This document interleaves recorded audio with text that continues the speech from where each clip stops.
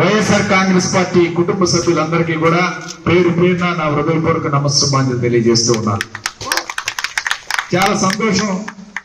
ఈరోజు బాబు గ్యారంటీ మోసం, బాబు షూరిటీ మోసం గ్యారంటీ అనే కార్యక్రమాన్ని పార్టీ పదవులు పొందిన వాళ్ళు, సర్పంచులు, ఎంపీటీసీలు వీళ్ళందరితో నిర్వహించమని చెప్పారు. కానీ నేను కార్యకర్తలందరితో నిర్వహించాలని చెప్పి మనం నర్సరావుపేటలో ఈరోజు పెద్ద ఎత్తున ఈ కార్యక్రమం పెట్టుకోవడం జరిగింది. ఎందుకంటే 2024 ఎలక్షన్ తర్వాత ఇదే పెద్ద మీటింగు. అలానే కార్యకర్తల్లో ఉత్సాహం తీసుకురావాలి. కార్యకర్తలు ఏ పార్టీకైనా మూల స్తంభాలు కార్యకర్తలు మాత్రమే, కానీ వాలంటీర్లు కాదు. వాలంటీర్ వ్యవస్థని పక్కన పెట్టాలి. కార్యకర్తల్ని ప్రజలకి నాయకుడి మధ్య వారధిలాగా కార్యకర్తలనే పెట్టాలని చెప్పి ఈరోజు ఖచ్చితంగా మనమందరం కూడా గుర్తు చేసుకోవాలని చెప్పి ఈరోజు చెప్తా ఉన్నాను. నేను ఈ విషయం మీ ముందు చెప్పడం కాదు. ఎన్నికల్లో ఓడిపోయిన తర్వాత మొట్టమొదటిసారి నేను జగన్మోహన్ రెడ్డి గారిని కలిసినప్పుడు కూడా ఇదే విషయం దృష్టికి తీసుకొచ్చాను. అన్న, కార్యకర్తలే పార్టీకి మూల స్తంభాలు. ఇవాళ కేసులు ఎవరి మీద పెడుతున్నారు? వాలంటీర్ల మీద పెట్టట్లేదే, కార్యకర్తల మీద పెడుతున్నారు. కార్యకర్తలే పార్టీకి ప్రాణం వంటి నిలబడేది.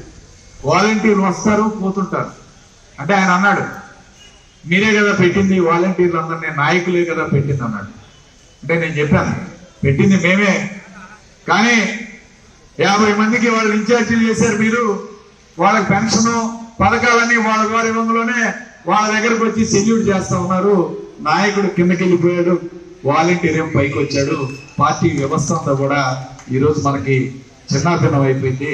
కరెక్ట్ కాదు ఇది. కార్యకర్తలకే ఈరోజు పగ్గాలు, పార్టీ పగ్గాలు కార్యకర్తలకే ఇవ్వాలని చెప్పి ఈరోజు మనం డిమాండ్ చేస్తాం. అలానే నేను ఒకటి, మనం డబ్బులు పంచాం. మనం అధికారం ఉన్నప్పుడు సుమారు 2,70,000 కోట్ల రూపాయలు, 70,000 కోట్ల రూపాయలు, 2,70,000 కోట్ల రూపాయలు మనం ప్రజలందరికీ కూడా పంచాం. ఈ డబ్బులు ఎవరి ద్వారా పంపించాం? వాలంటీర్ ద్వారా పంచాం.